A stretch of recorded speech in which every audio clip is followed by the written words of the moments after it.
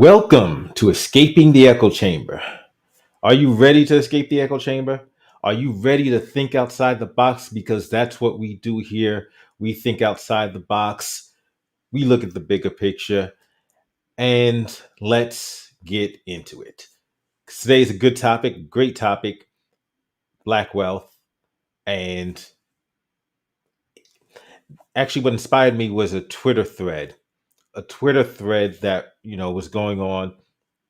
And I'm seeing different takes on basically economic systems and what it's going to take to to save black wealth, to create black wealth, to promote black wealth. And I'm like, okay, this sounds like a really good topic we could get into today. And I think a lot of the disconnects exist not because not because we're necessarily completely on separate pages, but I think a lot of the disconnects are based upon something simple like words, terminology. Um, so that's that. Hey, let's get into it. Let's talk. Let's start talking about black wealth. Let's start from the premise, the beginning of where is black wealth right now. That's a that's one that we gotta realize is. In fact, I'm looking at a chart from the Federal Reserve, and it talks about average household net worth by race. White non-Hispanic Americans were for the longest at the top. Now it seems that other non-Hispanic have edged above them. Then you have Hispanic Latino, and then all the way at the bottom, in terms of average household net worth by race, all the way at the bottom is Black non-Hispanic. That's not good. That's not good at all. Because hey, we can take a look at how far Black people have come in this country, how how bad things were for us in this country, but then we look at it now and like, are you serious? We're still down bad. We're still like our metrics are lagging. What's the answer? How do we fix the racial wealth gap? And there's several things that I think we need to be looking at. We need to be looking at politically. Are the people that we're supporting politically actually working for our interest? No, they're not. That spoiler alert, no, they're not. They're not working for our interest. And that's part of the reason we keep falling further behind. But let's talk about specific policies. So let's take a look at something simple like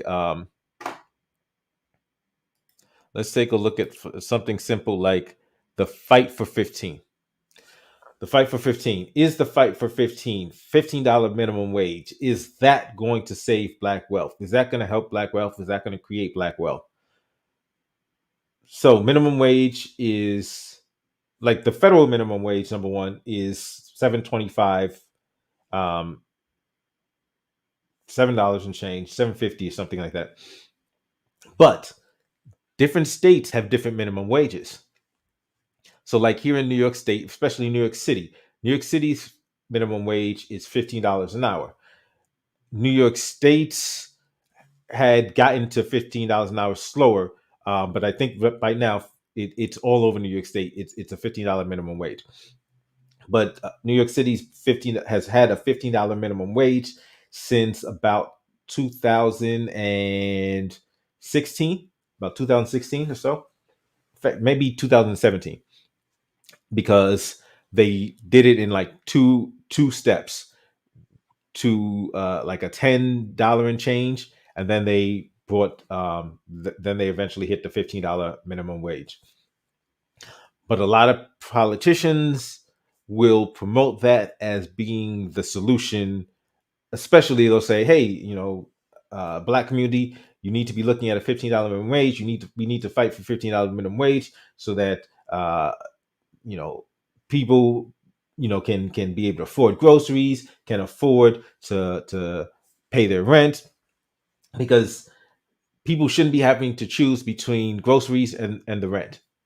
I agree. People shouldn't have to choose between groceries and the rent. Question is a $15 minimum wage going to accomplish that goal? Well, see, there's a couple of issues with the $15 minimum wage. Since the $15 minimum wage happened in New York City, all of the problems didn't suddenly disappear. And there were some people who predicted them, who predicted that. I'm one of those people. I'm not I'm not the only person, and by no means do I have a crystal ball to make that prediction, but I just kind of did the math and realized, wait a minute, this is going to there's going to be repercussions. So if you raise the $15 minimum wage, if you raise the minimum wage, guess what's going to happen to the businesses that raise the wages for their employees? They're going to do certain things to compensate for the amount of money that they're now spending. So their profits, if at all, have shrunk. So now what do they do to either regrow their profits or just lessen the amount of money they're losing? Well, one, they may cut back on staff. A lot of companies did that. A lot of companies just said, okay, we're either going to get rid of people or we're going to just start slashing people's hours. What some companies here in New York City did was they started changing hours, cutting hours. So I remember there were several places, but one place that really hit made this so evident was there was a 24-hour a day Best Buy on 14th Street, Manhattan. 24-hour Best Buy. In fact, I like this Best Buy. Here's why: because I used to work at nights, right?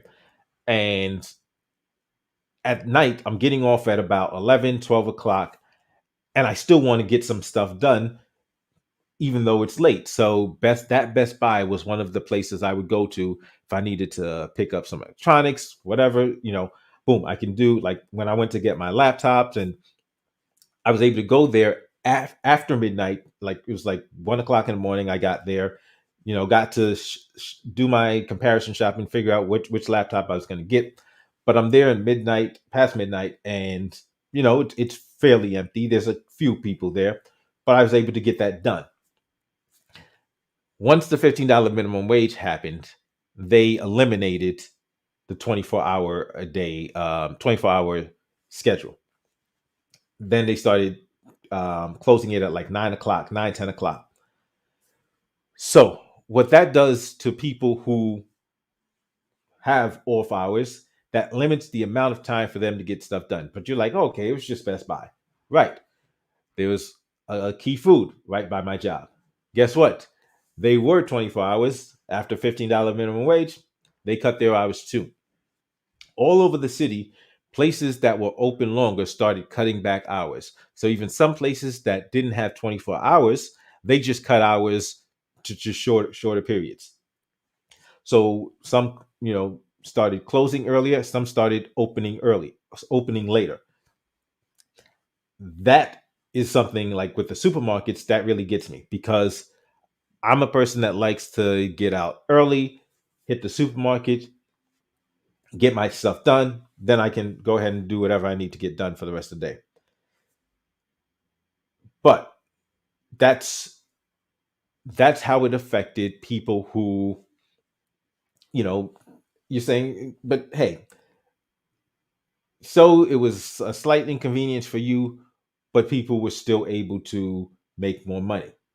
And I'm like, no, because remember, if they're cutting hours, as a customer, I'm affected because that's less time for me to be able to go to the store. The staff is affected because that's less money they're making. See, so when they cut hours, it affects customers because that's less hours for them to use the store, and it affects the workers because that's less hours. So while before, when I was able to go to Best Buy at 12 o'clock, now the all the people that were there working, they don't get those hours. So now they got to get their hours in the small amounts of time that the store is open, which means people are losing money because their hours are getting cut back. But it's more than that. prices started getting raised. And you're like, well, if you got to pay a couple of, a little bit more for a burger, then that's a small sacrifice. But guess what? Prices aren't only raising for me. Prices are also raising for the same people that are making minimum wage.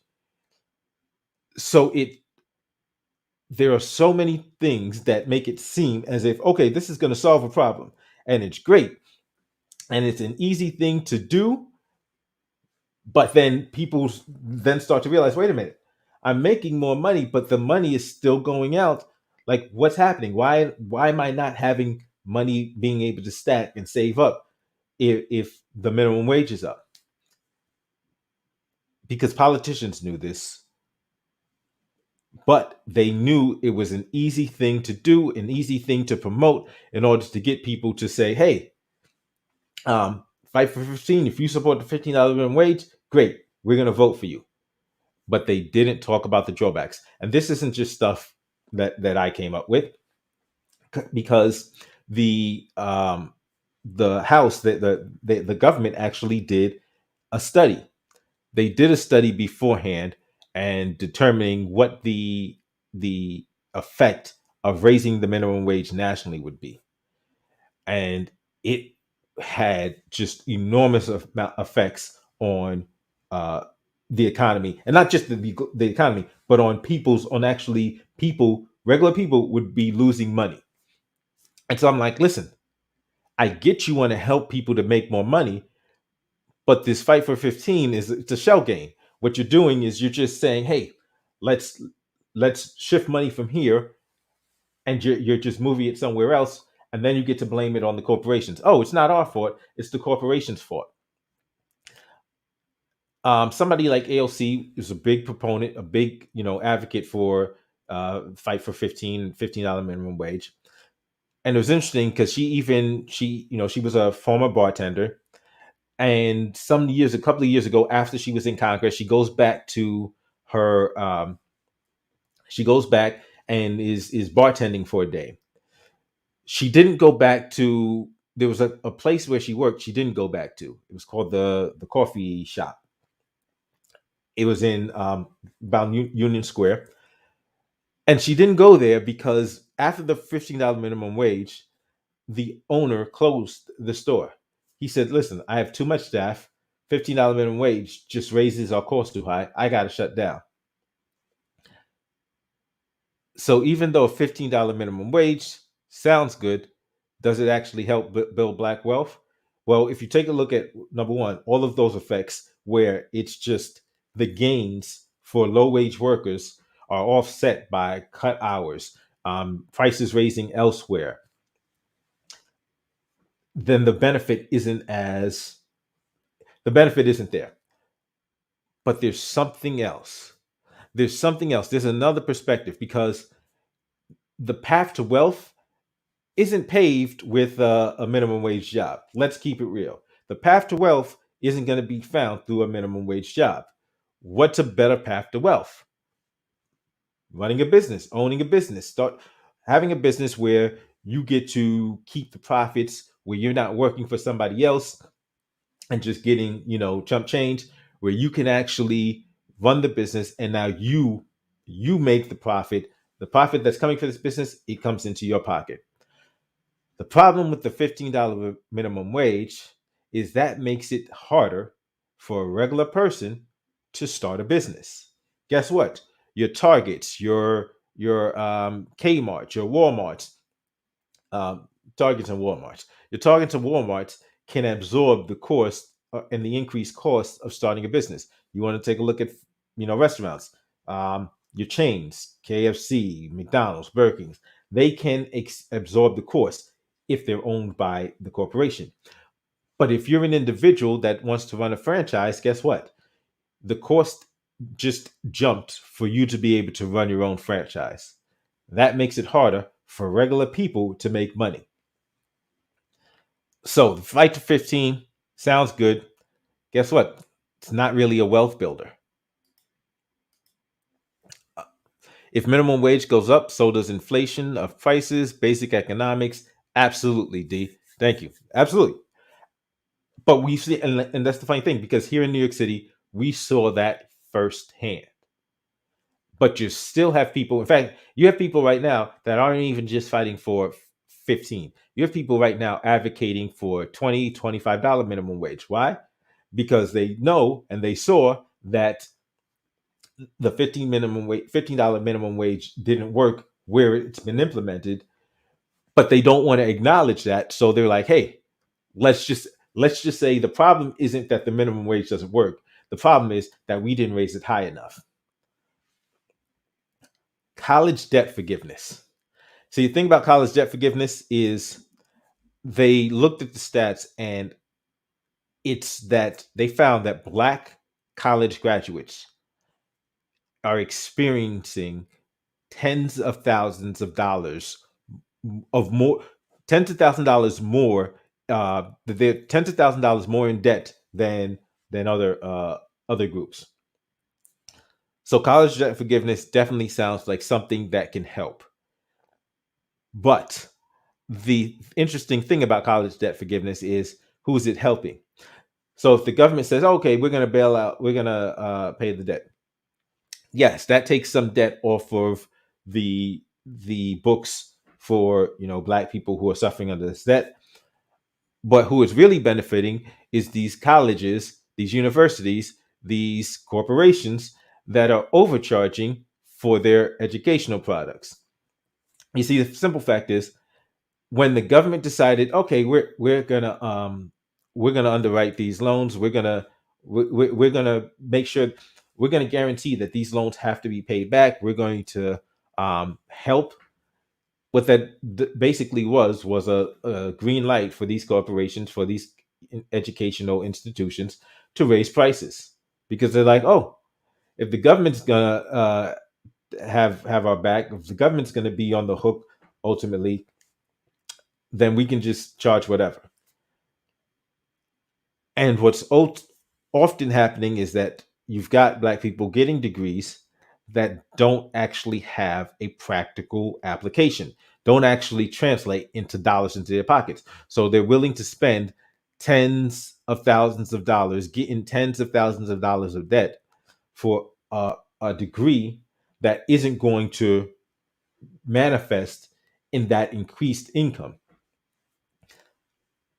There's got to be something better than a fight for 15. There's got to be something better than college debt forgiveness. What is the answer to save black wealth? Well, is it black socialism? You see, and there's no way out of the college debt scam. Thanks, Biden. Yeah, thanks for pointing it out, because bankruptcy used to be a possibility, uh, but Biden was one of when he was a senator. When he was a senator, he actually cut off bankruptcy as being a way to get out of college debt, which is, it's amazing that this is whom they've propped up to solve the problems. Is the guy that has been responsible for so many of these problems. I'm currently thinking about if I really should take that loan to start my MBA program this fall. It's not nice being broke. Yeah, it's a tough decision to make. And like, the thing I do in taking a look at courses is, I'm looking at, like, do I have if I get this degree, or if I get this level of education, do I have a pathway to make money from that? So do I see, and with this particular thing, does it potentially have the profitability to make that extra money worth it? Like, can it pay for itself? That's like one of the things I like to do. It's like the lead attorney's course. I'm like, wait a minute, if his course provides some kind of help, can it do something as simple as help me make $1,000 a month off of YouTube? Guess what? It's already paid for itself in less than a month. Studying any of the ology degrees in college is the dumbest thing one can do. Example: sociology, psychology, study finance. Right. study finance, accounting, computer science, tangible skill sets. Yes, absolutely. And the thing I always look at: finance, accounting, computer science. Um, why aren't these things being taught in high school? Like, why aren't these things there's courses that are so much that have such more practical usage that are not being taught in schools than the things that are. And I've come up with a reasoning that they're not trying to make people self-sufficient out of high school. That the high school level, they want people with high school degrees or high school diplomas and below to be the low paid workers. So that's, that 15, that minimum wage, that's who the high school graduates, that's where they go. It's like, okay, that's what we'll give you. If you're lucky enough to go to a school or a trade school, which they're even cutting back on those, which makes no sense. It makes no correction. It makes no sense if they're actually trying to help people. It makes perfect sense if they just want to create a massively underskilled, low wage workforce. If that's what they're trying to do, then what they're doing makes perfect sense. Totally agree. Computer science is not worth it anymore. I had heard somebody saying that. Is that see? So, like, is that true in terms of every field of computer science, and is that true with relation to jobs, to getting a job, as opposed to just using the skills like as a contractor or starting your own business? Because if you have like the skills to program or like websites, like these days, I gotta imagine everybody needs websites, and more people are needing websites. So if you can make websites, um, I would imagine even if you don't have a job doing that, if you're doing your own an individual hustle, that's gotta be a possibility. That's what I would imagine. I got my associates in business administration and management and a bachelor in finance. Nice. I went to community college from high school, cheap, and got my associates, then transferred to Baruch for my bachelor's in finance and became whew, nice, nice. Investment. Why investment banking? That's where the money is. That's where the money is. It's amazing how like you when you start like reading these Forbes magazines and finding out how many of these millionaires and mega millionaires, like, they're in finance, and you're like this is that was an industry that never even was like brought up into my mind, going through school. It was something that was never even suggested.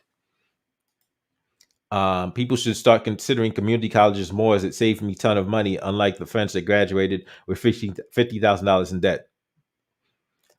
I went to a charter school. They locked me out of some trade classes we had solely because I had a low grade in science. That's crazy.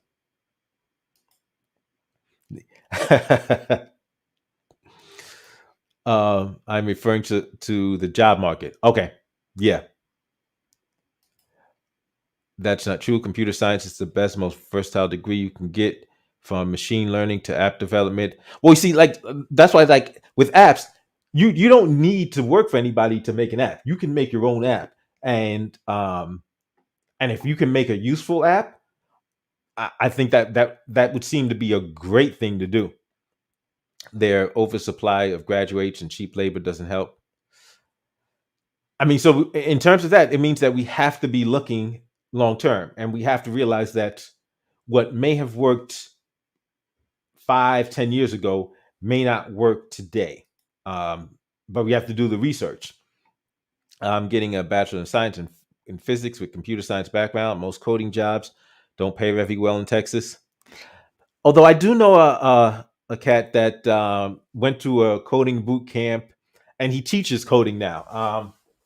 And so, yeah, he went to a coding boot camp, actually teaches it. Um, and so, yeah, I like there are, and that's the thing. just the normal solutions and the conventional solutions are often not the best solutions. Because if everybody's going one way, maybe we have to look at maybe there's something else to do. But now the thing with black socialism, move to NYC or Cali, pay is great with a computer science degree. I'm trying to learn Python right now. Okay.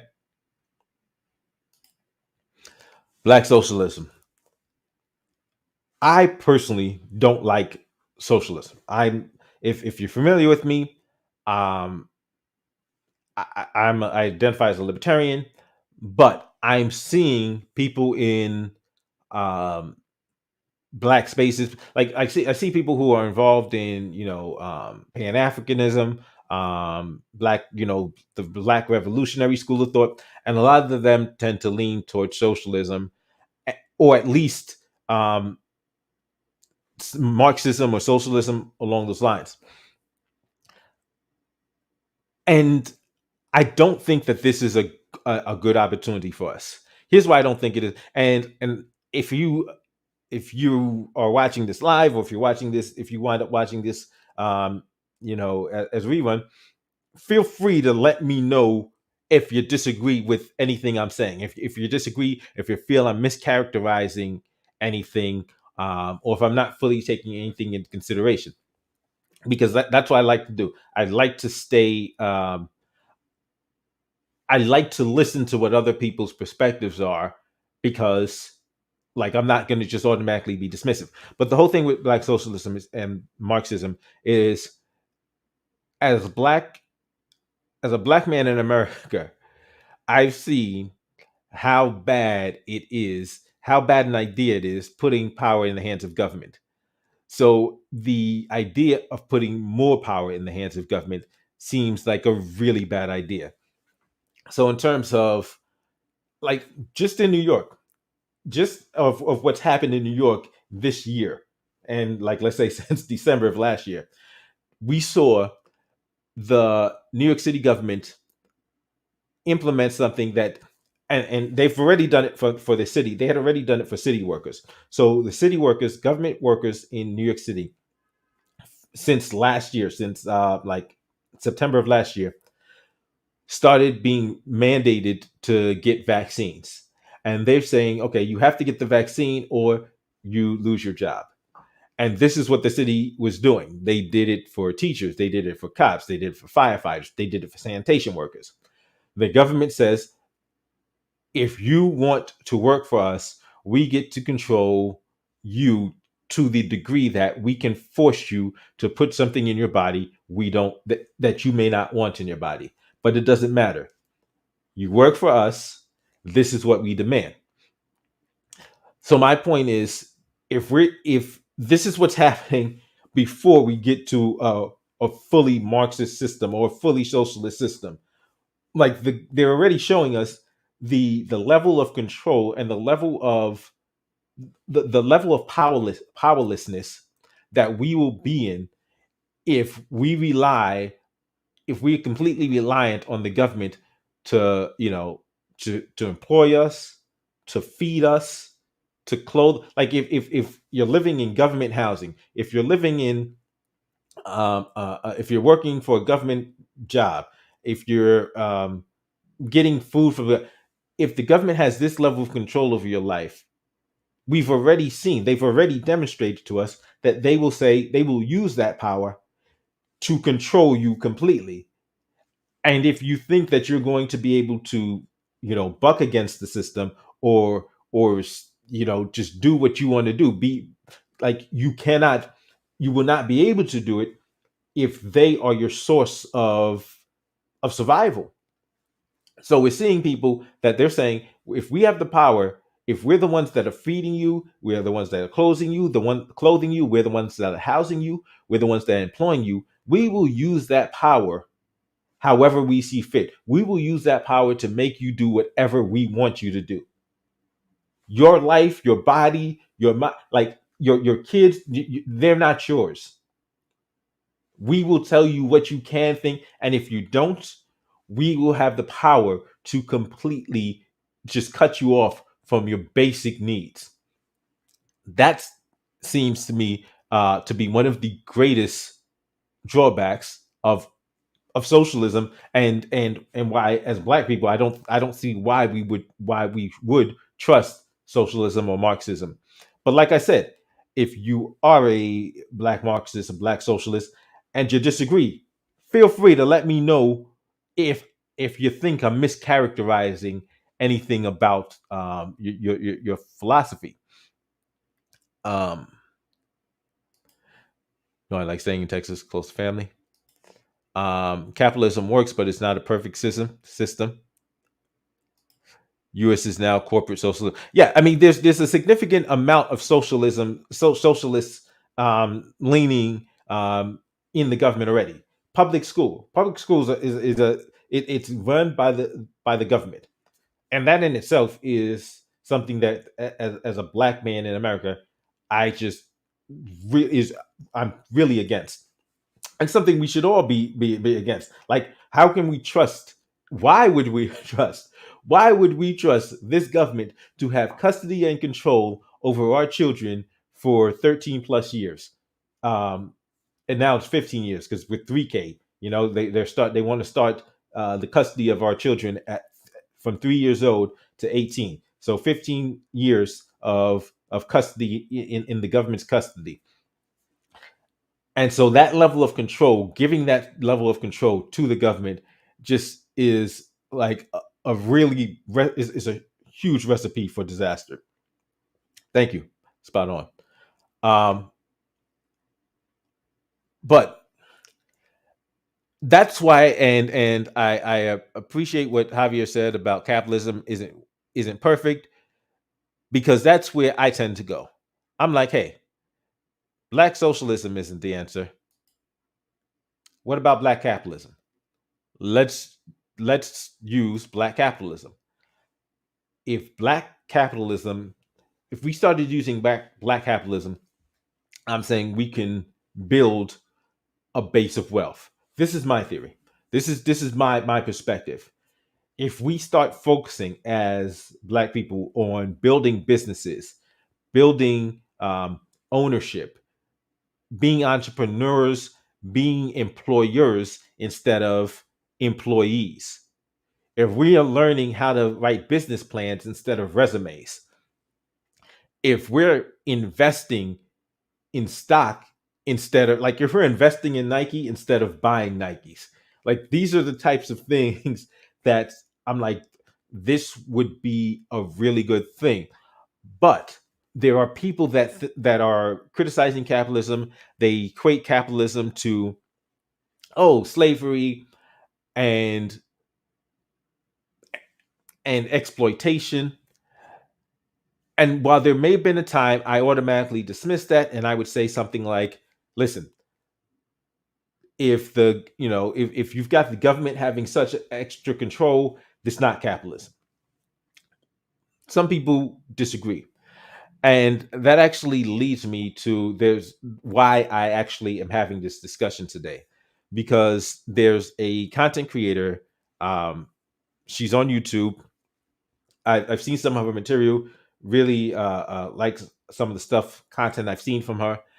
Started following her on Twitter, and she's talking about Pan-Africanism. She's talking about you know keeping the diaspora unified, and she was one of the things I've seen her talk about, and just like yesterday, was she's talking about this whole capitalism, and she has some severe critiques for capitalism.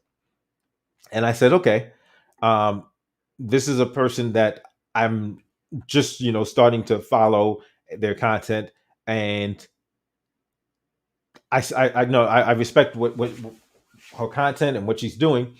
I disagree with this take, but let me, before I just reflexively disagree, let me actually hear her out. Let me hear what she's saying. Um, okay, you say under capitalism, there's always going to be a bottom class, and I hear that argument, and like that's one of the things. That's one of the arguments she makes. But I think that part of the biggest problem that we're seeing with capitalism may not be um, capitalism in and of itself. Um, and so, here, let me pull this up. Banner. Okay, so her name is Shay Sade, and I'm actually going to pull up the one of the tweets that she put yesterday, because, like you said under capitalism is always going to be a bottom class. That's one of the things she said, and so let's put it this way: black capitalism, like all forms of capitalism, falls apart when workers are not exploited with low wages and lack of labor rights. The business class knows that it needs slave-like conditions to maximize profit. Now, I understand that that's the way things are now. I don't know if that's the way things have to be, because I don't think that this current form of capitalism, and there's I don't think that it's necessarily I think it's artificially created. So why do we have such a surplus of workers? So remember how I was just talking about this educational system, and I'm talking about how the educational system is basically like an assembly line for low wage workers. Like, if the schools are intentionally teaching kids to be nothing but low wage workers, if that's what they're doing intentionally, then that's going to definitely be a factor in why we have just such large numbers of low skill, low wage workers that don't that like that don't seem to have a way out of this underclass. It's like these schools are creating a permanent underclass. And so the question is, if schools are creating a permanent underclass, what do we do? How do we fix that? Um, I think if we fix that by changing the I think I think if we changed what was being taught in schools, we can see the balance shift, or the imbalance shift. Um, and Dee says she's preaching in that tweet. Like I said, I've watched her channel. She's like very intelligent, very talented content creator. Like I said, and I appreciate a lot of her takes on a bunch of issues. And I think this is just something I disagree with her with, but I see where she's coming from, because that's definitely a reality now, that you do have a lot of low wage workers being exploited, being underpaid. But I think the answer to that is learning skills, is learning, because yeah, there will be many poor people in socialism and communism. All the wealth belongs to the government elite. See, and that's one of the things I realized. And because, like, I realized, like, even like take somebody like AOC, who preaches about, oh yes, everybody needs to be free, and everybody needs to have this provided for them, and food and clothing.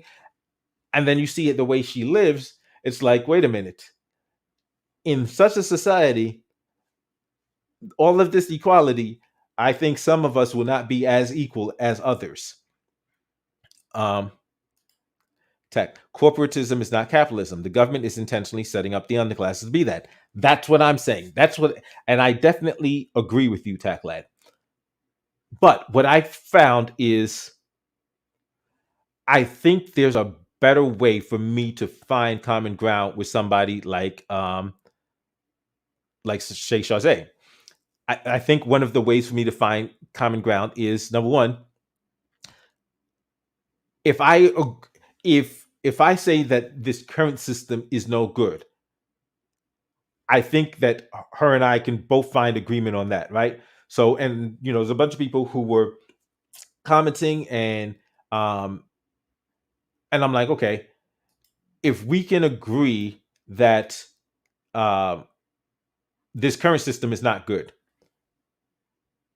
could we possibly agree on something else? Like that something else might be better. Because like Taclat, corporatism is not capitalism. That's the same thing I said. Somebody else said that too.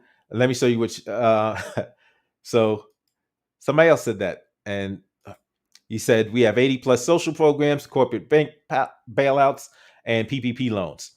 You're complaining about something you've never even experienced. So he's saying we've never even experienced capitalism.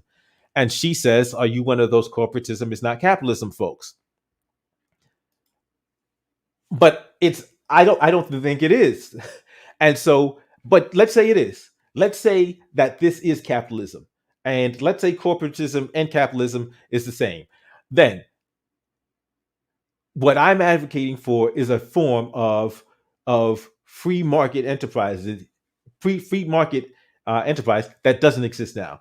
I'm arguing for a system where the government isn't bailing out these mega corporations, where these mega corporations are allowed to fail, where the government isn't paying for stadiums for billionaires, where they're socializing the losses and then they get to privatize the gains for themselves.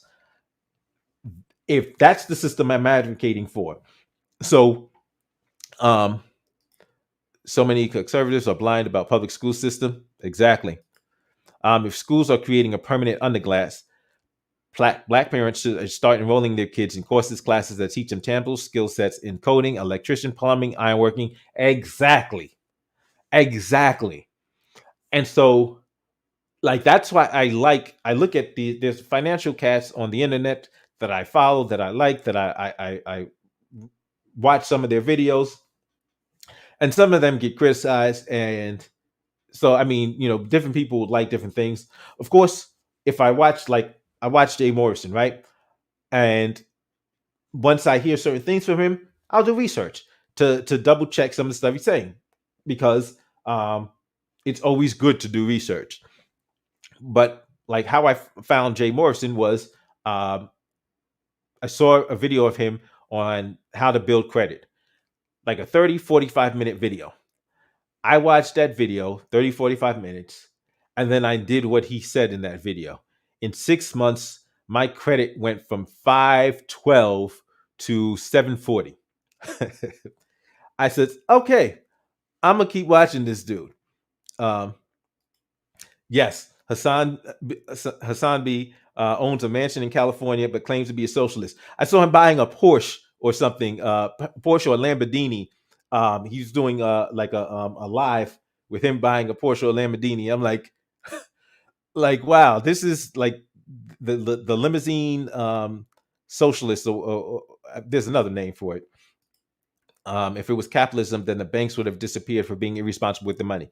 Yes, yes. Like the 2008 the TARP bailouts and all that stuff, that should have never happened. That should have never happened. They should have been allowed to fail.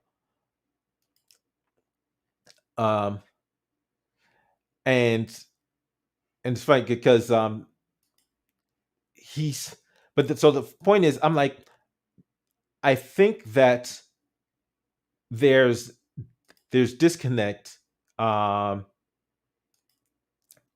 there's a disconnect on what capitalism is and what it can do. So if she's looking at capitalism as only being this current system, okay, cool. Then I'm not even going to call it capitalism at this point.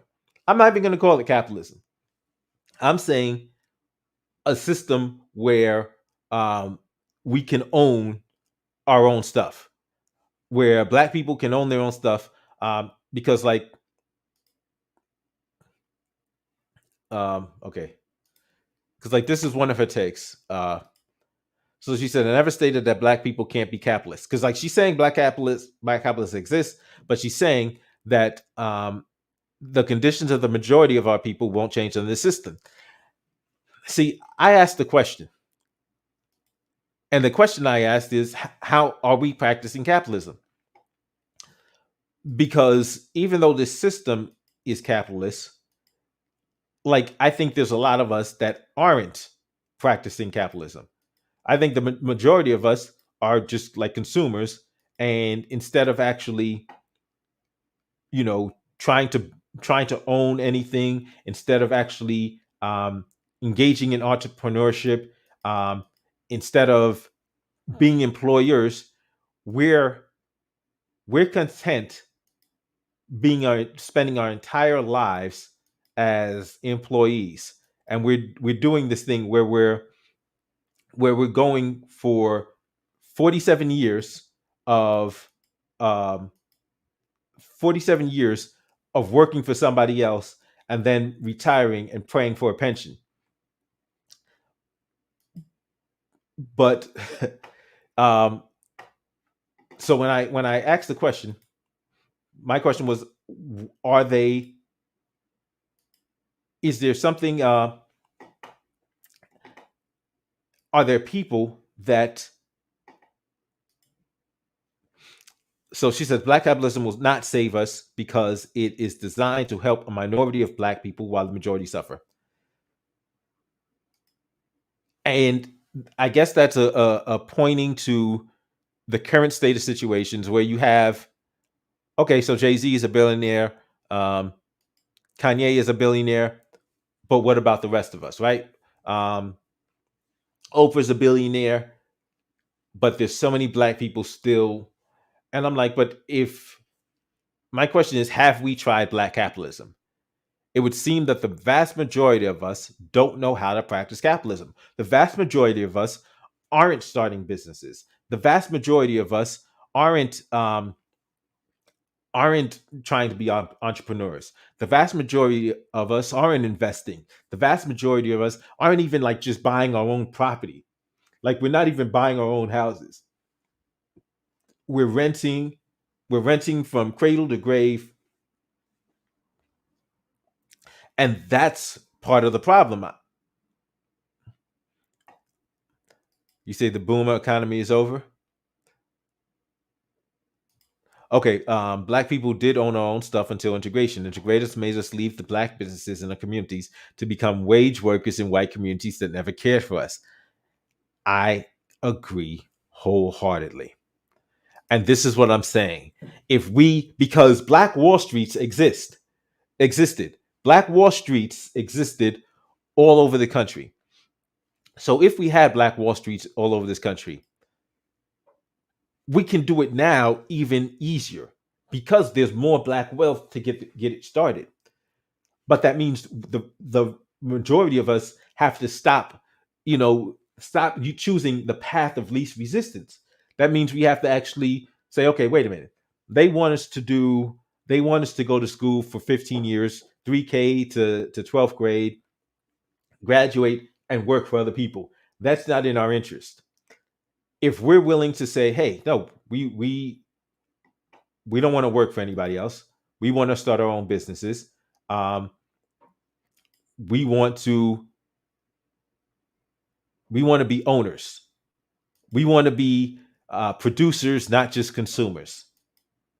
Like that, I think is key to building black wealth.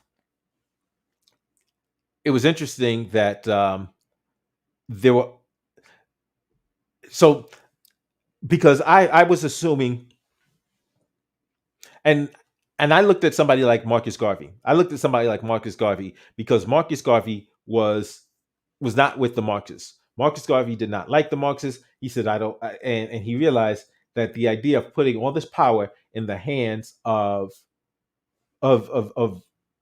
especially based on how this world already existed and how this country was already being run, it's like no, it's a horrible idea.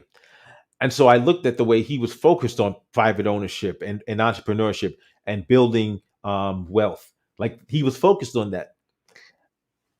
And so when I saw her, she had this tweet. We have to organize as people on an international level and build institutions to force the wealthy among us to invest in the proper initiatives. The mixed economy model was promoted by Garvey before being adopted by Mao and Ho Chi Minh. Lenin also advocated for a similar strategic use and regulation of capital in the 1920s. I definitely agree on using looking at some of the things that Garvey was talking about. I don't think we need um, to force the wealthy among us.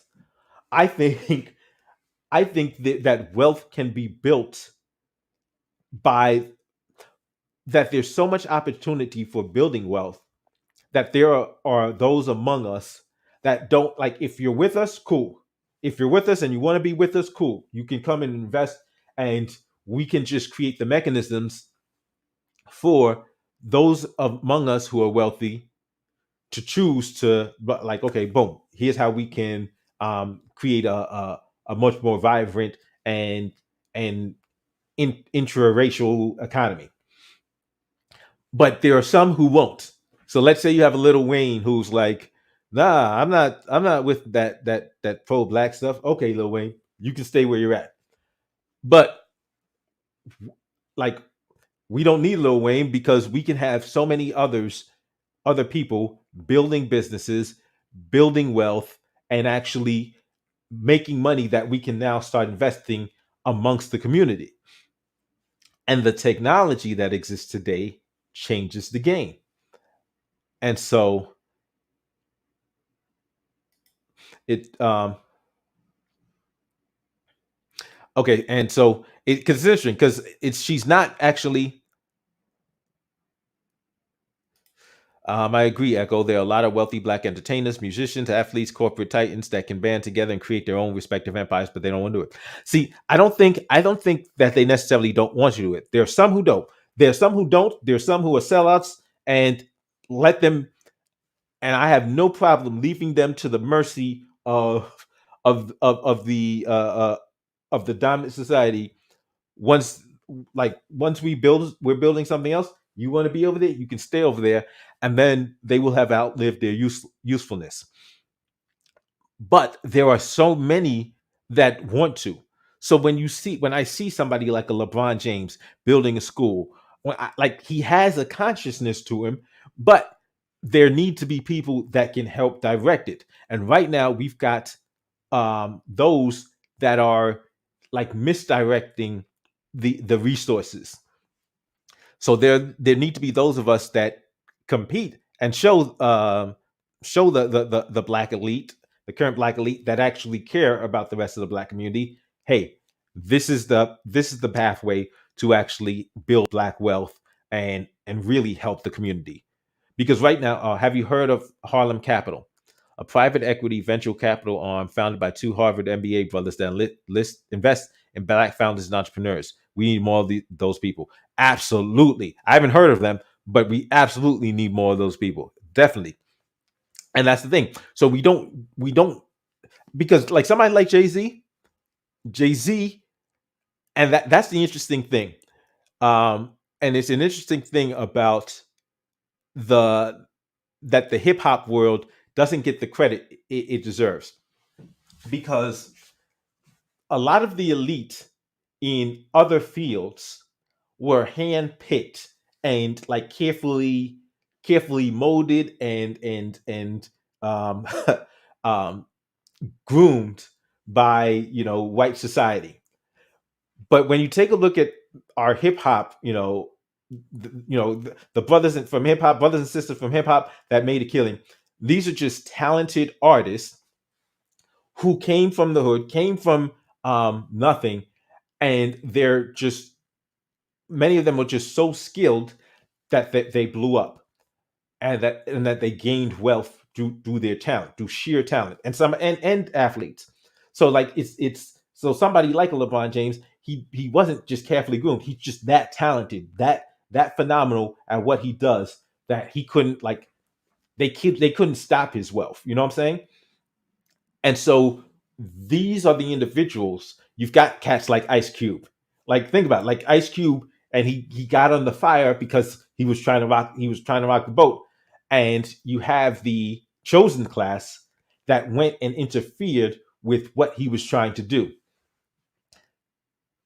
But that's why I look at especially like the hip hop world as being a place for potential. Like these are brothers and sisters that made a lot of money off of their talent, and they still kept their consciousness. They didn't. They because they got rich off of intellectual property. They don't. They haven't necessarily been just groomed and molded by you know Hollywood or something like that. Because Hollywood, while you do have people who are talented, guess what? They control basically all the people we see and hear. They have carefully crafted mechanisms to make sure, okay, this person gets this role, or this person can actually get their own TV show. This person can actually get cast in this movie. And it was different when it comes to like R&B and sports. But it's so one of the comments. So like I see that there's a lot of miscommunications existing on this thread, because this thread is like from yesterday, going into today, and there's a lot of miscommunications in this thread, I believe, based on the language being used, the words, capitalism. And so he says, I fundamentally disagree because nothing can be built without finances, and he's right. Like, if we're saying, oh, we can't have, we need to get rid of money, and that's why we need to swear off money, and now we need to fight for black revolution. And it's like, well, how are we going to get anything accomplished without money? Because anybody in the nonprofit sector knows, if you need money to get things accomplished. That's why you have constant fundraising, constant need for grants and stuff like that, and money to be brought into the nonprofit so that the nonprofit can actually get things. But he says the reason why we're in this position is that we misappropriate our funds en masse. So in this case, he's talking specifically about just our status as consumers, as opposed to actually being producers, actually focusing on using our money to flipping our money to make wealth. But her response is that so finances can only exist in a capitalist economy. And that's when I realized, okay, wait a minute, we're talking past each other. I think what's happening is we're talking past each other, and it's getting caught up on this word capitalism. So why?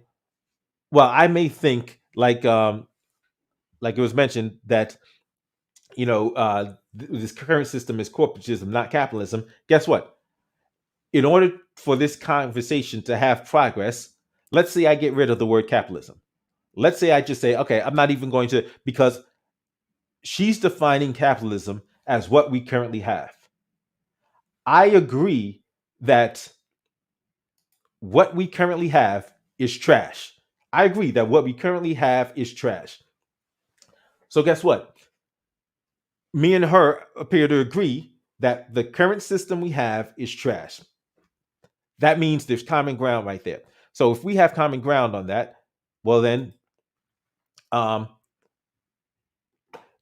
we can avoid something like this. So he says, are we or are we not in a capitalistic society? And I guess he says, miss me with all the fantasy, destroy and rebuild talk and face facts. To win the game, you got to play the game. And literally, our people are the only ones not playing it en masse. So it's easy to make that lazy rhetoric. Her response, if your thoughts and aspirations are limited to America, then capitalism is the system for you. Just know that it will never benefit the majority of black people. The capitalist class will be cool, though. He says, well, I live in America, so that's where I have to start. And unless you don't live in a capitalist country, you're just playing make-believe. So I'm like, I don't need to be married to the word capitalist. But here's what I say. This system exists as it is right now. Are there ways for us to make money in this system? And it goes back to the point you made earlier. Rather than investing in Nike, the company, a lot of us are strung on buying Nike, the product. We're heavy consumers, and that needs to change. Yes. So there are things we can actually do right now. There are things we can start doing right now that will help build Black wealth. Um, that will help build at least increase black net worth, right? So there was a time back in the 90s, like trying to invest in stocks, you needed a set amount of money, you needed to go to a broker, and that was just a daunting thing. And the game has changed today. Like you can have $20. You can have $20, open up the Robinhood app, open up the Acorns app, open up Coinbase, and start investing in crypto, in stocks. You can do that right now today. The game has changed. There's so many, but we've got to capitalize on these things before, because like even if you see, was it a year or two ago with the AMC thing, the the stonks, where regular people made a killing. Regular Joe Blows made a killing on the stock market, and like that, and it got people scared. It got the elite class scared. Government came in, was like, "Oh, we've got to do something. We've got to, yeah, GameStop. Yes, yes, yeah. We've got to do something." And so I'm like, we have to take advantage of this stuff while it's here. We have to be taking advantage of it, and yeah, GameStop and AMC definitely. Like, because these opportunities are here now. So in terms of investing, we've got apps that we can exist right on our phone. Boom, we can use these apps, start investing right now. Simple.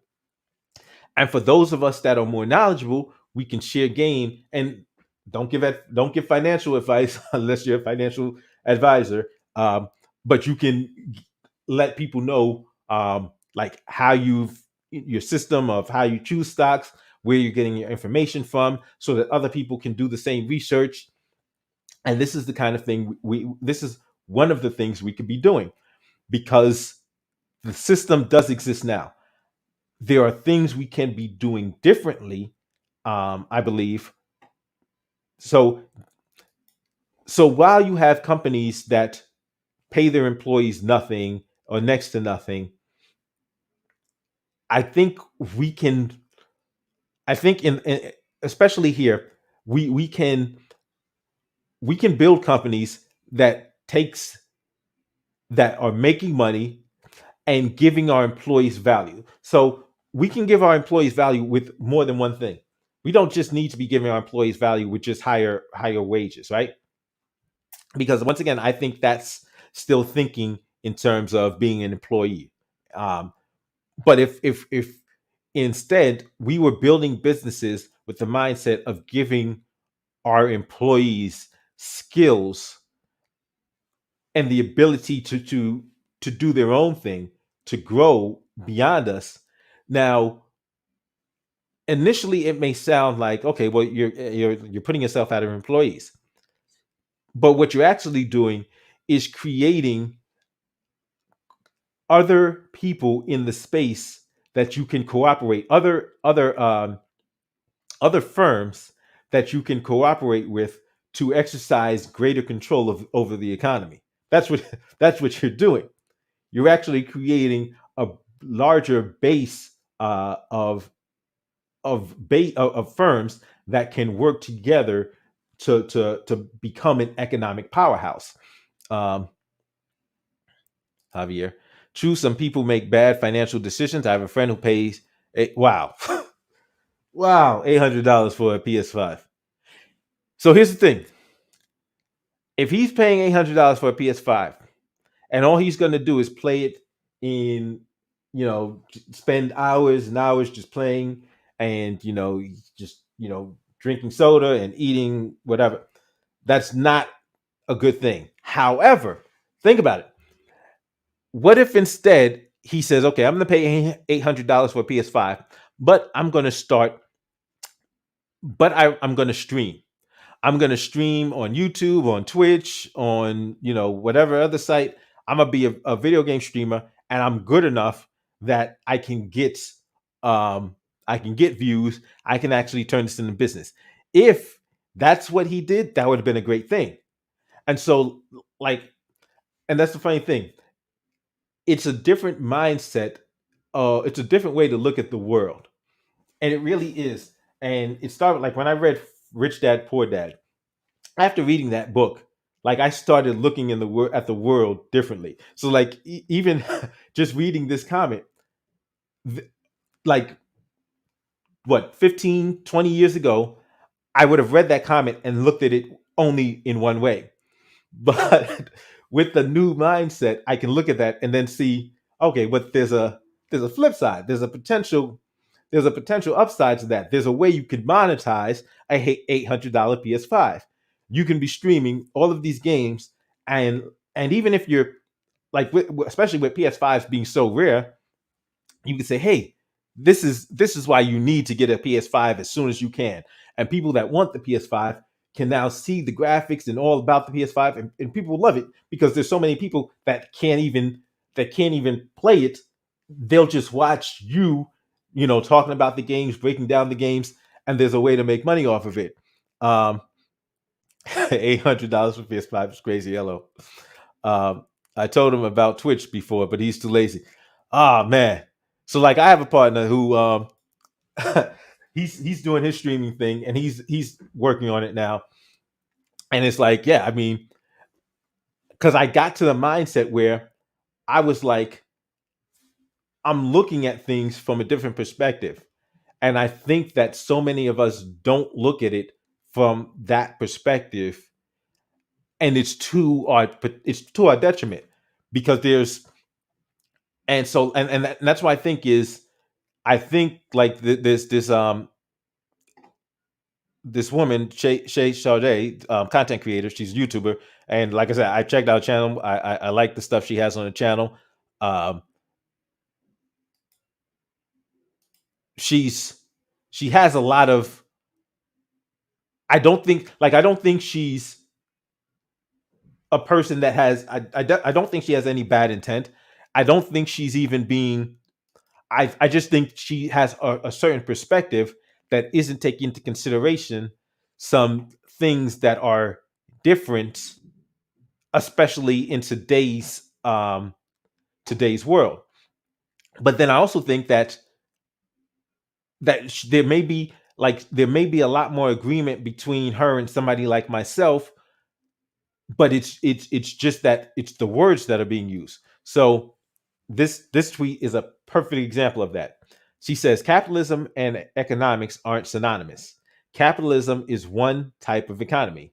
There are many other options. We should be familiar with it though, since it was produced from slavery. So it's clear that she's speaking about one specific type of economy. And I agree with her that so even if I may have been at the start of this, I may have been, and even some months ago, I did a video talking about black capitalism versus black socialism. And now I've decided I'm not actually going to use that word. I still believe that this current system is trash, and I still believe in private ownership, but I'm not going to use that word because it's so if I'm having a conversation with her and she's saying that black capitalism doesn't work, but if let's say I'm married to that word, and I'm like, no, capitalism, because I'm talking about just private ownership, entrepreneurship, investment. I'm talking about these things, which she may agree with me, but because I refuse to let go of that word, like it's not going to be a conversation, it's going to be a debate. It's not going to be the common ground that we may have will be lost because I'm stuck on using that word capitalism. But guess what? I realized, and I've decided I don't need the word capitalism. I don't. I'm going to talk about private ownership. I'm going to talk about entrepreneurship.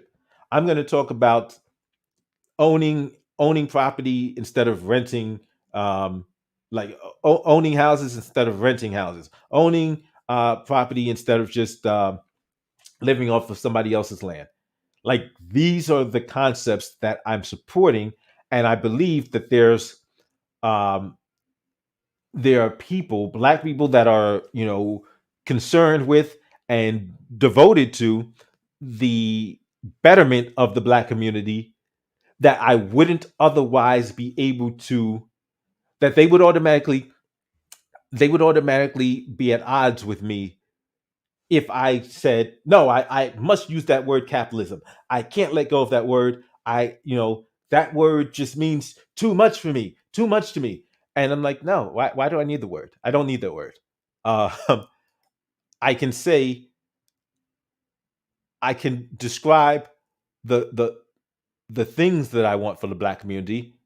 And then we can determine from there whether or not we actually have agreement. Um, so like this So, capitalism is private ownership of the productive process. Personal property and private property aren't the same. Unfortunately, the US education system doesn't teach economics, it teaches propaganda to prop up the fire sector. Once again, financial independence, retire early is something I agree with. However, if this is a term that stops me from being able to recognize the common ground between me and other black people that are focused on and uh, concerned with the building black wealth and the economic uplift of the black community. Okay, I don't need to use the term. I don't need to be married to the term. I don't need to just be focused on these terms, because it appears that there are things we still agree on. And if I'm talking about owning uh, personal property, owning, uh, being able to own property, being able to, like, that may be something that we agree on, but we're not even going to get to that conversation if I'm on something where I'm refused to even let go of the word capitalism.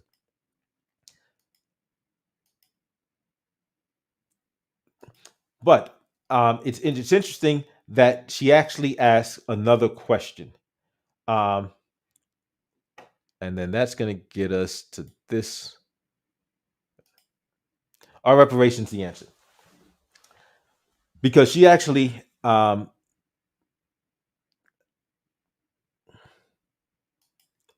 she tweets this: if all we need is capitalism and more capitalism, reparations are meaningless.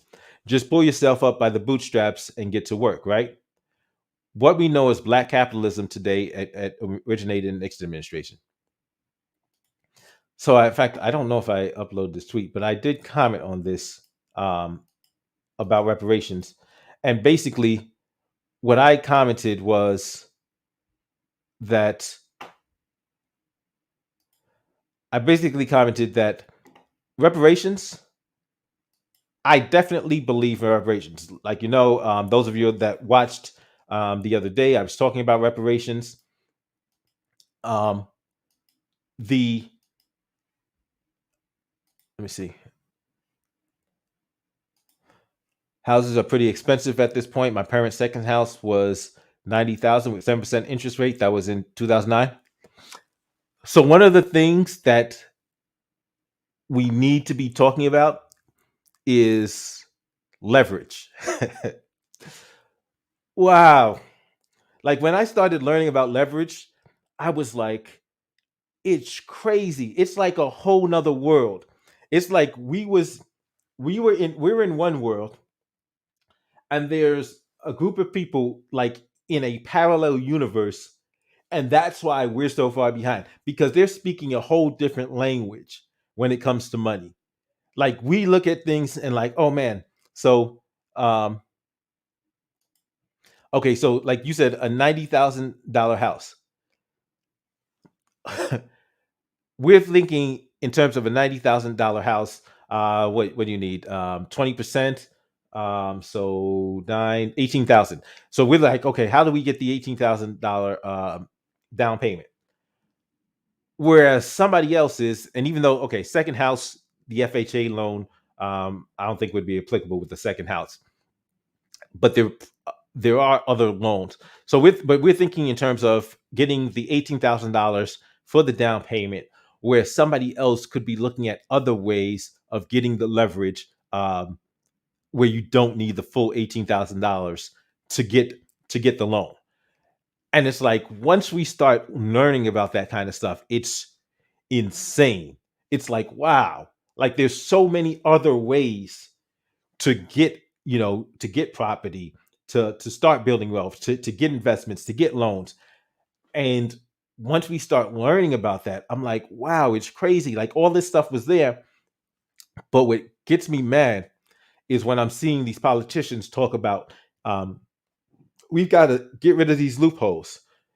What they're saying when they say we need to get rid of these loopholes is that all of my friends, all of these rich people that are running this country right now, used this thing to get wealthy, to make boatloads of money. We want to change the law to make sure that the rest of you can't. That's what they're saying when they're talking about getting rid of loopholes. They're talking about we use this to get rich. Now we're going to stop you from being able to do the same thing to make money like we did. 7% interest. Wow. Um, Houses back then were cheaper, but interest rates were higher, I think. Wait, is the 90,000 mortgage she got to purchase the house, or 90,000 the enterprise value of the home? So yeah, I was assuming that the 90,000 was the full price of the house. I'm assuming.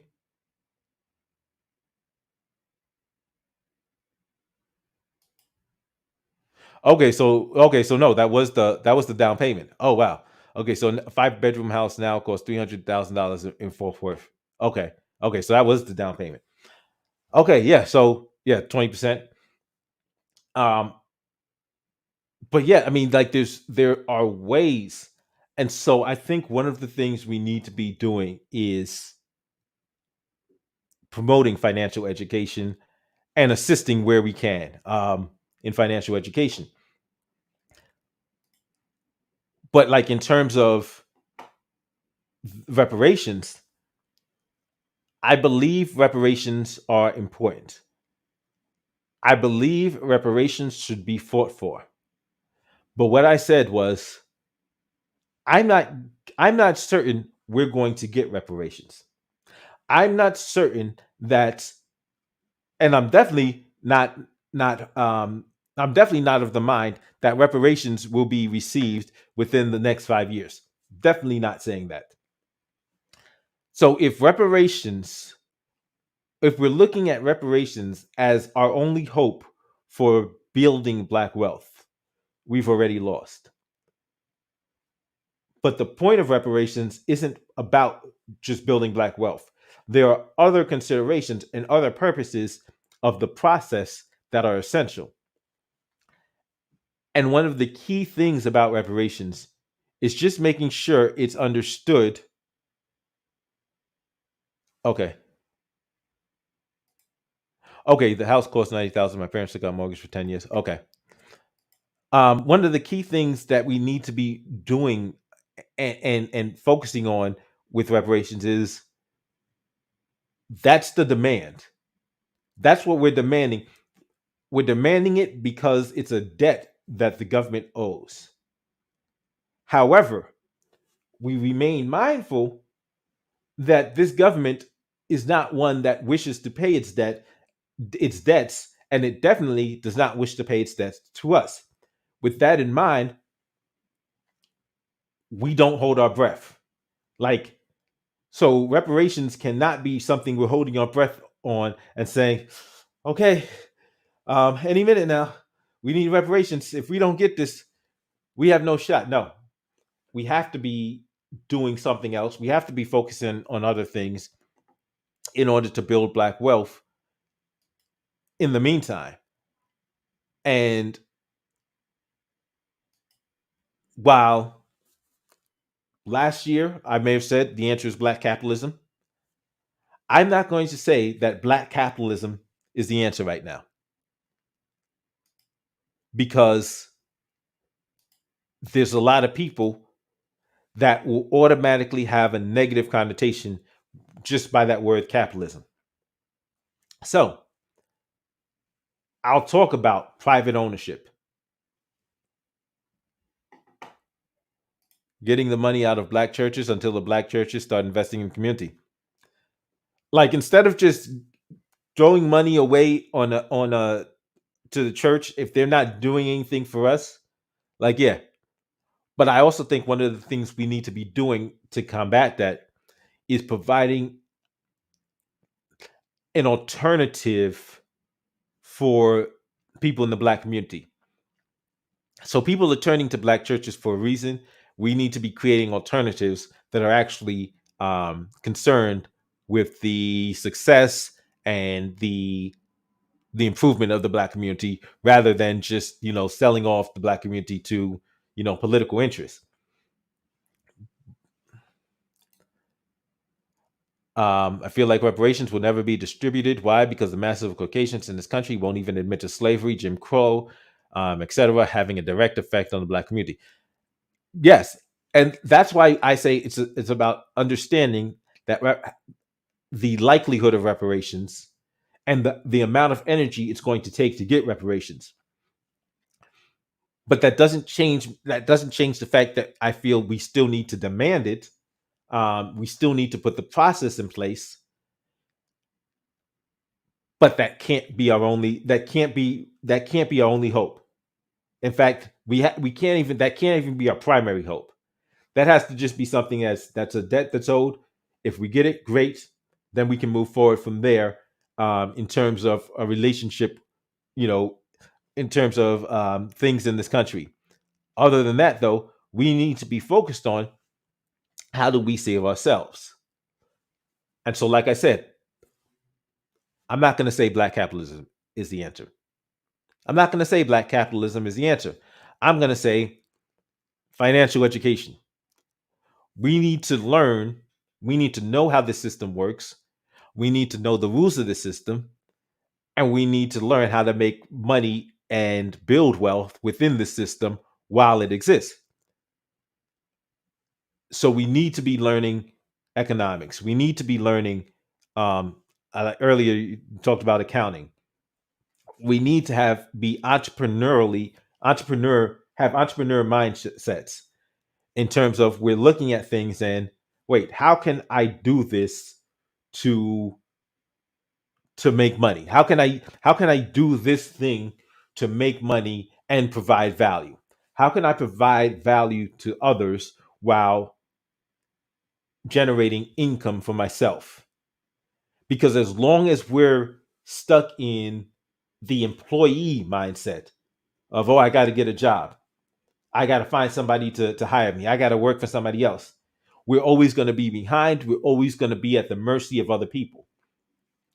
The only way we get free is by having a mindset of like, no, no, like I'm going to be my own boss, and I have to be thinking about um, how to build my business, how to grow my business. And now I'm looking at things and even from a policy perspective, we need to be looking at policies from a perspective, how will this benefit me as a business owner? How will this benefit me as an entrepreneur? How will this benefit me as an employer rather than an employee? Because just trying to be employees and letting this system relegate us to being the low wage employees of America, that's not going to work. That is never going to work in our interest. And we need to be focused on building something better. So like I said, I mean, like I'm gonna keep commenting on these Twitter threads and engaging with individuals who may not we may not be in complete alignment, but we may not be as far apart on issues as we initially seen. And so it's I to add to that, there are many sources out there to learn accounting. Yes, finance, coding, from boot camps to Coursera, Udemy. Yes, it's so, and that's what's so important. Like the this technology that exists today has changed the game. Like we can like there's so many resources. Some of these are free, some of them are cheap, some of them cost something, but they're cheap. Like some of them are like, and so we need to be taking advantage of these things. And like I'm a person that I loved the for Dummies series, loved them for Dummy series. I'll buy the for Dummies, start reading that. So like I would, you've got people that will have courses on here, for hundreds of dollars, and if you have it and you want to do it, but there's cheaper alternatives. And if you want to go with the cheap alternative, go with the cheap alternative and use that. Um, but like that's I'm saying there's such a wealth of information out there that we can be using to learn like these basic things that will have such an important benefit. And actually, I'm going to start putting out some information on some basics. Like I said, I'm a novice at this stuff too. But as I'm learning, I want to share the knowledge that I'm learning because, like I tell you, it changes the way I see the world. And that's one of the things I really liked about the Rich Dad Poor Dad, because a lot of people read Rich Dad Poor Dad like the book, and they thought it was going to be a get rich quick money thing. But what I loved about the book was he was like, listen, like you need to learn how to read financial documents. He didn't just say, okay, invest in stocks, and this is the full proof. This is a 100% guaranteed way to make money in stocks. He said, no, you want to invest in stocks, you have to learn how to read financial documents. So if you can't read income statements and balance sheets, how are you going to be able to check up on the financials of these companies before you invest on them? A lot of people don't. A lot of people will pick a company based on, um, oh, I like this company. Let me. Okay, funny story. And I deserve to get made fun of for this story. I deserve to get made fun of for this story. So one of the first companies, I like when I bought Robinhood, downloaded Robinhood. Uh, I'm in New York, and J.C. Penney is a place. J.C. Penney is, there's a couple of J.C. Penney's. I like the way they, the things they have in the store. I'm like, you know what? I think J.C. Penney is a good investment. I think right now it's not doing too well, but I think pretty soon people are going to catch on to that it's a really good store. You know what I liked? I liked the sales. It had really good sale prices on it. At it, you could get a wide variety of stuff. I was like, okay, for my purposes, I enjoyed shopping there, so I assumed this is probably going to be a nice little investment. I read no, I did not read any of their financials.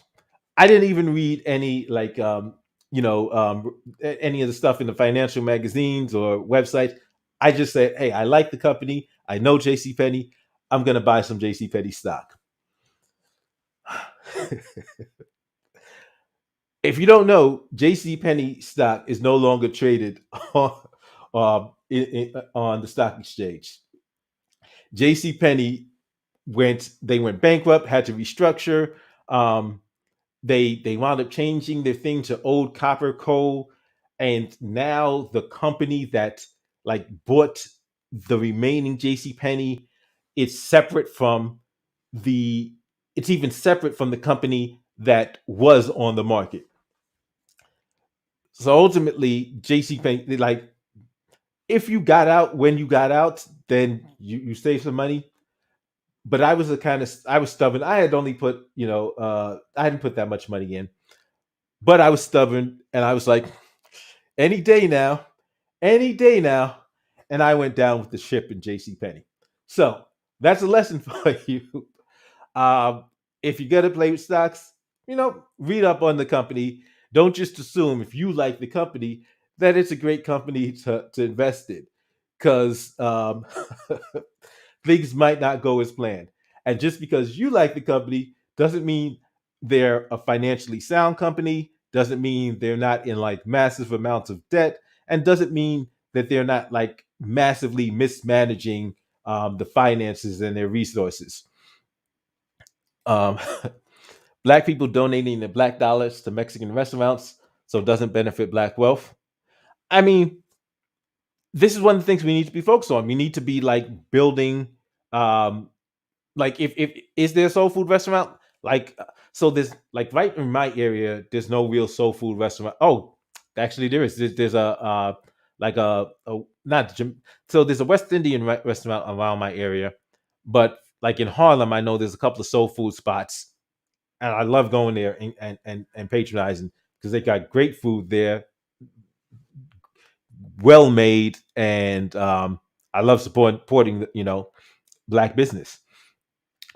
But like yeah, I mean, but we need to be building black businesses so for black people to actually be building, to actually be supporting, and we need to do right by these businesses. So if I'm going to start a black soul food restaurant, number one, it must be clean. Do not make a black restaurant. Do not make a soul food restaurant. Have it raggedy and a place where nobody would want to actually sit in it and eat, and then say, "Oh, people ain't supporting black business." No, make sure it's something that people actually want to come in and eat, and it's clean. The food is good. Like provide value for value. You know what I'm saying? What's your position on the Black Democratic Caucus? Also, hey Jay, also some of their members has been in there for decades, and their districts are piss poor. Jim Clyburn, 31 years, sixth poorest district in the U.S. It's almost criminal, and I use that like not literally, but it's almost criminal in just how exploitative they have been and they are. And so that's one of the things I'm talking about, where they're promoting policies that seem good, but if we actually do the math, like these policies don't actually benefit the black community long term. Like they're like even they're band-aids that actually have like a severe drawback to them.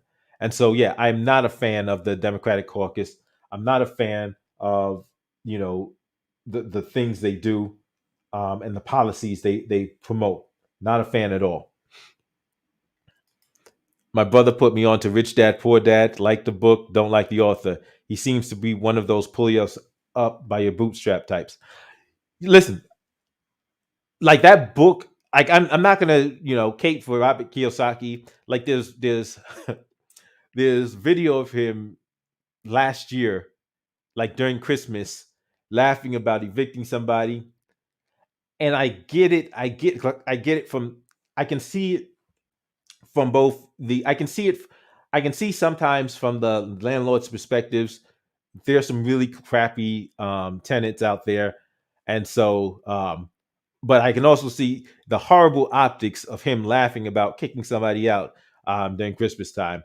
But basically, what the person had appeared to have been doing was the pandemic hit, and they said, "Oh, I don't have to pay rent," and they just stopped paying rent. And like I said, I've seen some bad tenants, and so I get the perspective of these landlords when you have just these tenants, because the laws, like here in New York City, the laws are acting like there's no such thing as a bad tenant, and that is absolutely untrue. Like you got people who I just saw a comment of somebody making fun of me. I deserve it. Um, but there are definitely some really bad tenants that out there. Yes, I deserve this one. JC Penny, LOL. Phil Ackman ruined the company as an activist hedge fund investor, put a terrible CEO in place, lost more than 400 million of the 900 million investment he made in 2010. Yeah, it was a horrible investment. But I was like, hey, I like shopping there, so this must be a good investment. Daryl, welcome. No, just glad to welcome to the stream. Glad you're here. Are you talking about Golden Crust? No, I'm not talking about Golden Crust. But I do like the Golden Crust. You know, when I hit Golden Crust, I'll hit Golden Crust as they're around. I know there was, but there's a soul food spot in Harlem, 135th Is it 135th or 145th? It's 135th. Yeah, because it's like right. It's right before the It's right before the bridge going into the Bronx. And where Hostess is, and that soul food spot there. Oh man, like every chance I'm over there, every time I'm over there, I gotta pick up some soul food from there because it's so good. As far as the YouTube goes, the smaller black channels need to network and build together. Unless you tap dance, you're getting exactly like this. And so I see a lot of people doing the tap dancing, and I'm like, I'm not doing that. I refuse to.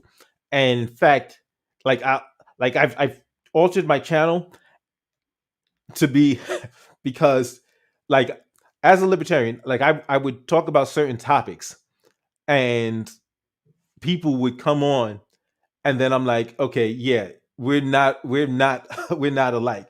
Like people, like I would criticize the George Floyd statute, and then people thought that was a license to say some real stupid stuff.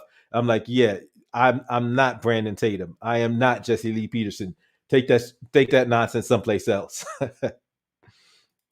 If you don't mind me asking, but what is a black owned business like food service wise? Um, I mean, so you've got soul food businesses. If you want to talk about Black American business, right? Um, there was this business around where I worked. It was a fusion, like a soul food, Japanese food fusion spot. The food was so good, so good, so good. But and this is what I'm talking about. I see what things like a $15 minimum wage. That's just one of the things um, that those economic policies are hell for smaller businesses. So these policies that they come out with, that these progressives come out with, tend to wreak havoc on smaller black-owned businesses. So uh, you've got soul food restaurants, you've got Jamaican food restaurants, you've got, I mean, you've got all kinds of restaurants that exist within the community that may be black owned. How do we build black wealth? It all starts with financial literacy. Exactly, though. Exactly. Thank you. Amen. That's exactly what it takes. Financial literacy.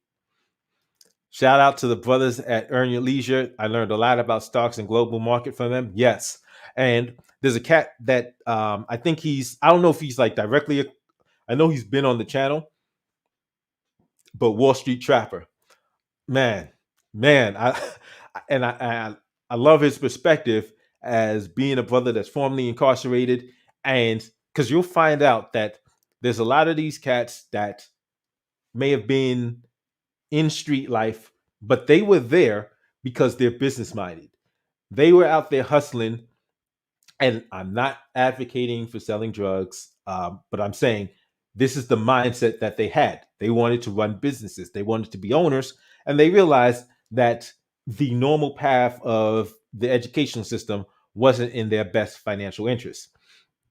And so they went the route of selling drugs, and they created corporations. Basically, these were legal corporations, but corporations nonetheless, they were running businesses. And so there was actually this woman, this white woman that was working in I think a prison in Texas when she first came up with this idea, and she was working with guys that were in prison, and she realized that, like, because she was in business and like nonprofit and stuff like that, and she realized, wait a minute, these guys have the mindset of being business owners and running businesses.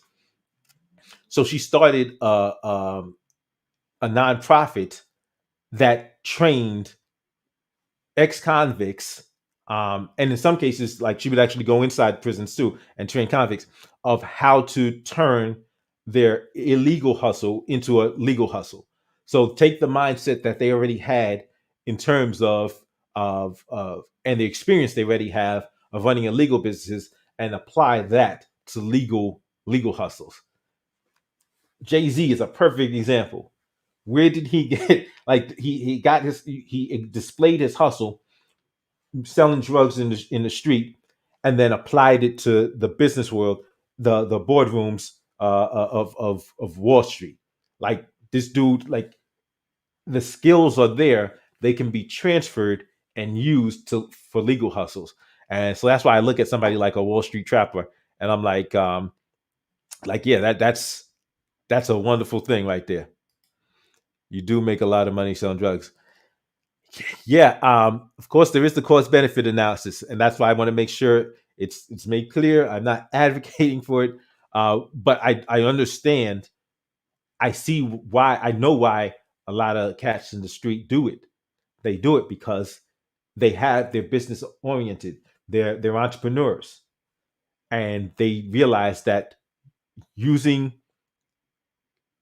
this is a way to make money, and they have the skills. They're running organizations. They've got employees. They know how to manage employees. They know how to run a business.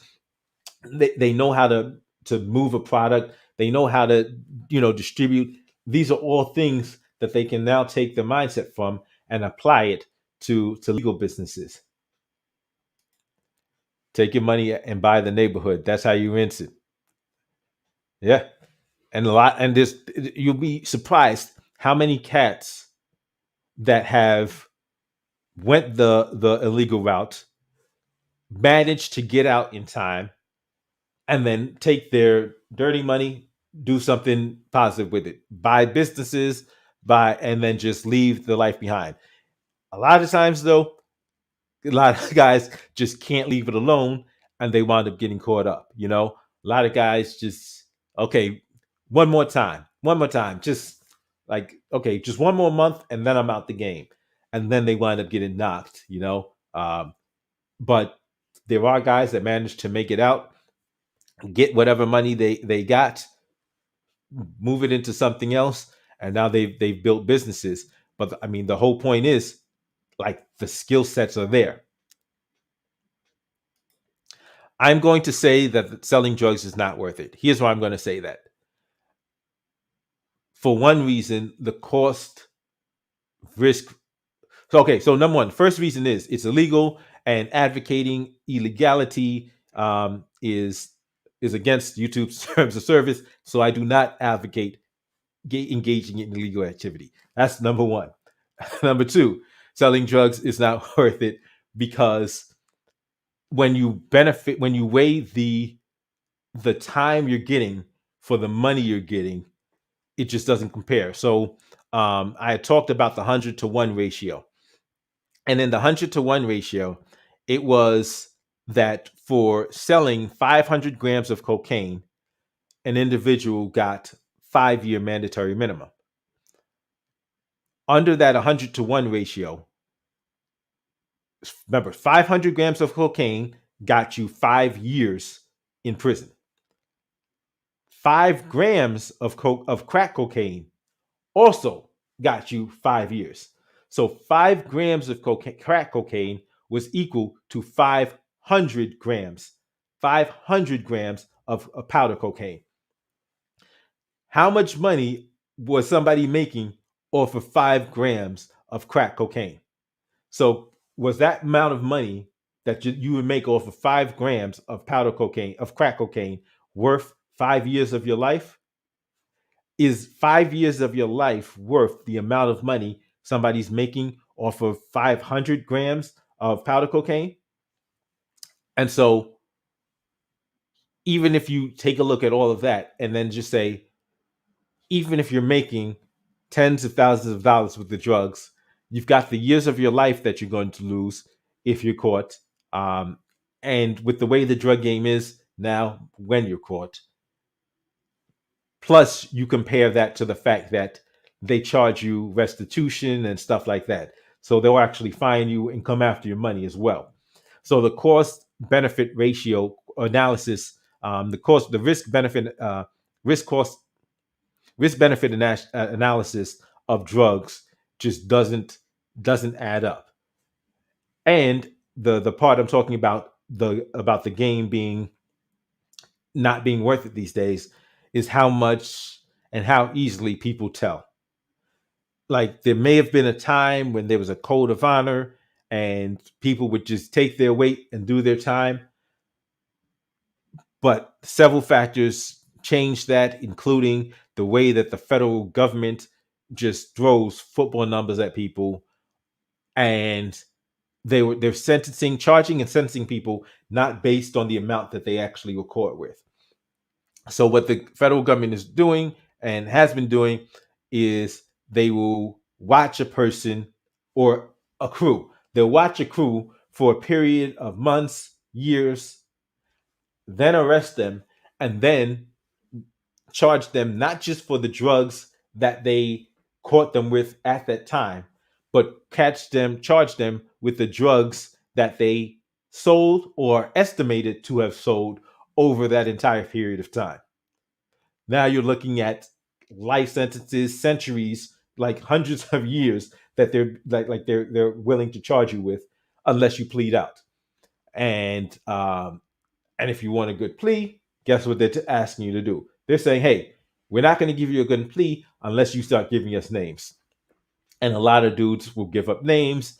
And in some cases, you have people that were at the head of the criminal enterprise and will give up names of people that work for them, but just say, all they have to do is say, hey, well, he was running things. And like, it's just that simple. So yeah, the way that the drug game is now is just another reason that it's not worth it. Plus, it's the violence associated with it, because if you're running a legal business and somebody robs you or attempts to rob you, you can call the police. If you have a business deal that goes south, you can file lawsuit. You can go to court, say, hey, this person didn't obligate their agreements. This person, we had a dispute, and this person didn't hold up the end of the agreement. In the drug world, in dealing with illegal money, you can't call the cops. You can't file lawsuits. What's the solution? Gunplay. So people wind up getting shot, killed, and that's how disputes and thefts and stuff like that is handled. And so that's one of the reasons why I know that the drug war is a horrible thing, because it actually creates violence, because you give these individuals no other alternative to resolve disputes and to protect their products.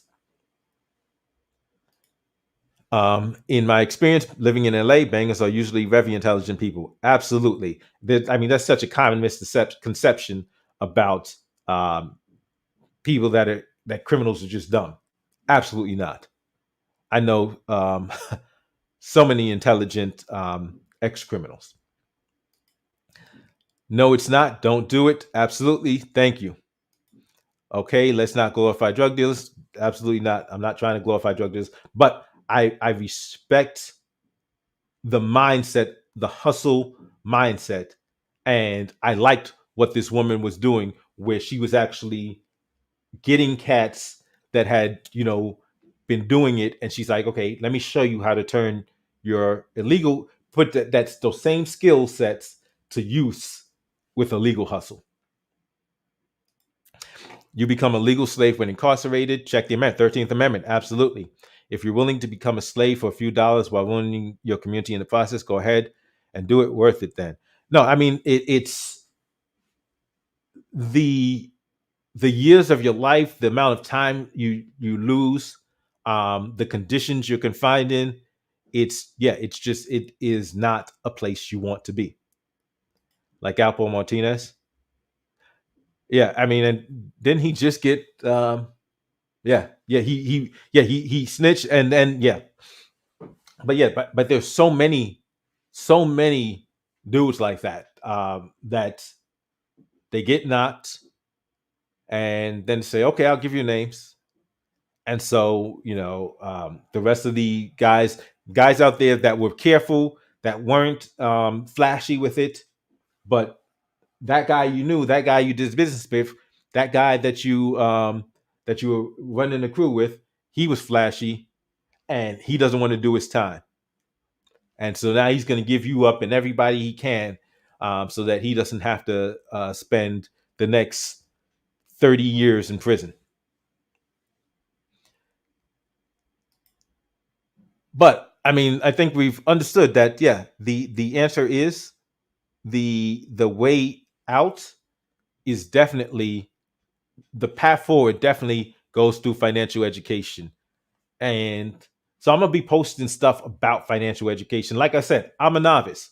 Um, but as I'm going on as I'm engaging in my journey, I want to share my journey. I want, like, just talk about some of the basics of the stuff I'm learning and share it with anybody who wants to, uh anybody else who's maybe on the same journey, maybe further along in the journey, but just to see, just to share the journey with us, because a lot of us don't realize how much, like, it's such a different world that so many of us don't realize how much we don't know about the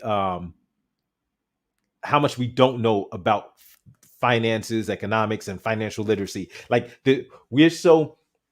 I had a conversation with somebody. I had a conversation with somebody about financial education, and they were like, "Yeah, I was talking about the importance of it and how schools don't teach it." And they says, "No, no, my school taught it." And I was like, "Really?" He's like, I said, "But you didn't go to a public school, did you?" He said, "No, no, I went to a public school." And I was like, "Okay." I I I thought, I was like, "Okay, I don't know. I didn't know public schools taught it." The conversation goes on. We're talking, and then I mentioned, balance sheets, and income statements. And he goes, "What?" I go, "Balance sheets, income statements." I said, "You've heard of those?" He goes, "No, I've never heard of those." I said, "Dude, that's what I was talking about when I'm talking about financial literacy." So I start breaking down a couple other terms which he's never heard of. And then it became clear that what he thought was financial literacy, what he thought was a financial education, was not what he had learned. Like, so he didn't even realize all the things he didn't know. But that's the way it is with all of us. Why? Because this isn't something we're born knowing. This is something we have to be taught, or something we have to actively seek out. And if we don't know, if we don't even know that this information is out there, it's going to be kind of hard to seek it if we don't even know what we don't know. So that's one of the things I definitely want to start sharing with.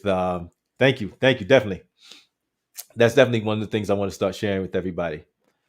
Um, so definitely, I want to thank everybody for coming out today and just, hanging out with me on a Sunday afternoon. Uh, I want y'all to have a great rest of your Sunday. Thanks for tuning in. Thanks for watching, and I'll see y'all next time. Have a good one, everyone.